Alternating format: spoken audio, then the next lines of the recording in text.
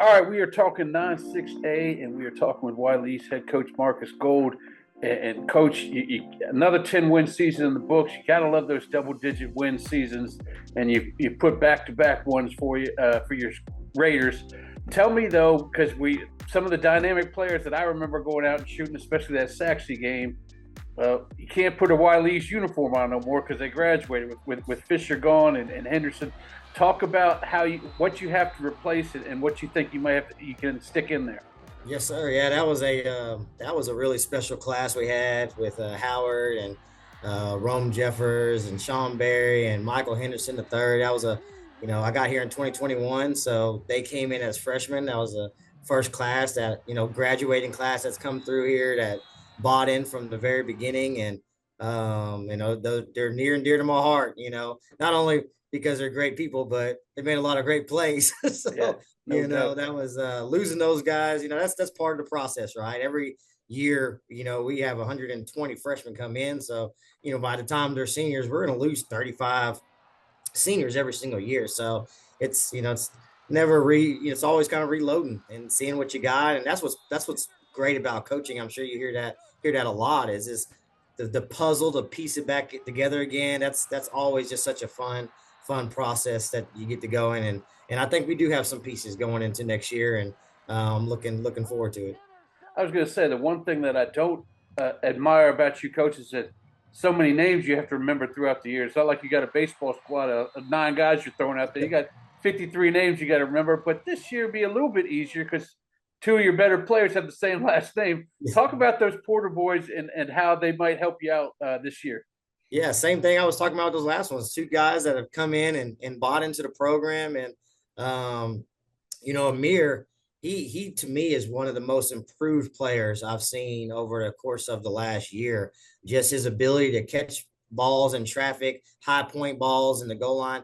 We haven't necessarily had that goal line receiver in the past. You say Amirian is that, but Amir, with his stature at 6'3", is a good target down there, and he's just been so good at just obviously it's just 7-on-7, but there's things that he's done consistently so much more than he's done in the past, and we're really looking forward to his growth going in his junior year. And then obviously you got Amirian. It's he's really special. He's a really special receiver. He's great at blocking. That's one thing that people don't recognize with him, and he's such a physical blocker. He's great at tackling. We've actually put him at cornerback throughout some of the spring as well, but putting him on special teams, whether he's catching the ball, whether he's going to tackle somebody, he's such an overall really good team player, and dynamic player that he's one that has to get the ball in his hands early in the game, and that we'll be able to move him around as he's gotten used to offense, inside receiver, outside receiver, put him in the backfield. That'll be fun for our offense coordinator, Jerry Gardner. Maybe talk a little bit about when you get the long off season and while the off season's going on, you're probably thinking about what positions you really need to hone in on because you need somebody to step up. Obviously, quarterback's probably one of them, but maybe tell me about a couple of positions where you're looking for guys to step up and that you're kind of excited to see what kind of competition you have in these first couple of weeks of practice. Yeah, well, this is just hitting on off season. What's really been awesome here at Wylie East is we've kept our entire staff for the third straight year, and going into off season and working with players and personnel, having that continuity with our staff and is something that's been pretty special. So. I guess I got to keep buying them coaching gear to keep them around a little bit longer. But Jaden McLemore, he's one that's going to step in at quarterback for us. He has one of the strongest arms I've seen from a high school quarterback. He's come to us from Panther Creek, from Frisco.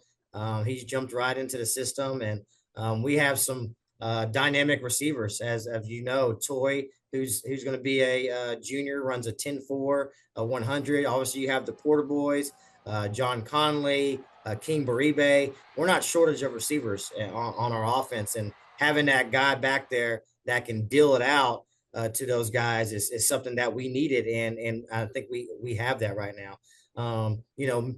Losing Rome Jeffers and a run fitter like Michael Henderson and Sean Berry at linebacker, That's a spot that we knew going into spring that we would have to fill. And we have two twin brothers, Brayden and Bryson Mueller, who had varsity experience last year.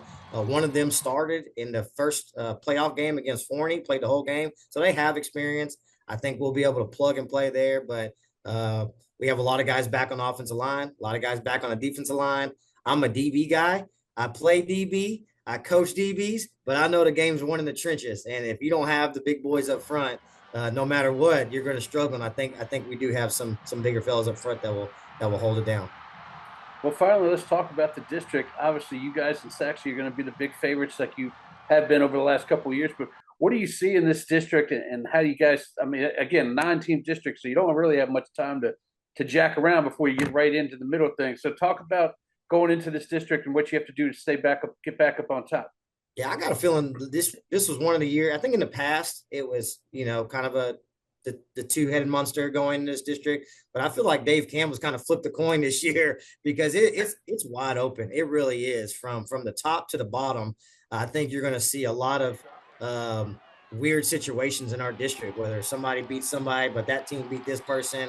I do think it's wide open. So I think the earlier we can as a team to understand our identity on offense and defense and get that going. When you only have two non-district games, it comes quick. And right around the corner is Lakeview Centennial, who's going to be stacked on defense. You got North Garland, very young team a couple of years ago, so they're very seasoned. And then Saxy's right behind that. So we hit the district running, and it's going to be very important throughout 2-a-days and those first two non-district games to kind of really get a feel for ourselves and where we're at, and know that we're gonna go through adverse situations. It's a long 9 games. I mean, or 8 games in a 9-team district. So it's that's what makes it fun. So, well, it's coming up, and we got what? By the time this airs, less than a month away. Like we talked about earlier, it's lollipop season. We'll be looking for you out there with the sweets. And I can't wait. You'll see my little 4-year. She's the one that brings me one every game. So she'll bring me one at the beginning, one at halftime. So I always feel a little tap on my leg with my lollipop from my daughter. So I'm looking forward to it. Thank you. That's awesome. I'll hit you up this year and let you know the games I'm coming to. So maybe we can get 2 lollipops going, because God knows I got to keep my weight up. All right, Coach. I'll talk to you down the line. I appreciate it. Thank you.